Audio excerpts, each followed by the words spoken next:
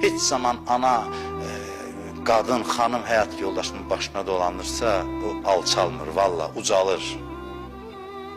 Qorxur adam belə şeylər danışmaq, bir dənə feminist çıxacaq deyəcək, nə oldu bu bunun? Yox, özü xoşbəxt olur o müddət. Kişidən mənfi xüsusiyyət də varsa, başına dolan, onu da tərbiyə edəcəksin. Həyat yoldaşının həm də bir analıq xüsusiyyəti var kişinin üzərində.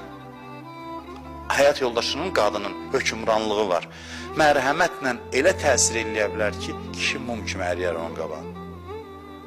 Hətta ən ağır xasiyyətli kişinin də təsir eləyər, eləməsə də yenə də o ilə dirənməkdənsə güzəşt eləyəndə daha yaxşı olur. Və kişiyə qadın, ana, ataya nüfuz verərsə, avtoritet verərsə, ata evə girəndə hər gün elə bir hadisədir, durun ata gəlib, qaçsın qabağına filan, qorxudan yox, hörmətdən.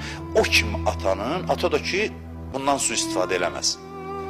Kişi də bundan sui-istifadə eləməsin, fironluq eləsin. Yox, kişi də məhəbbət göstərsin. Bax, belə kişinin evdə məhəbbət göstərməyi qız uşağına müsbətdir. Yox, qürursuz kişinin ayağa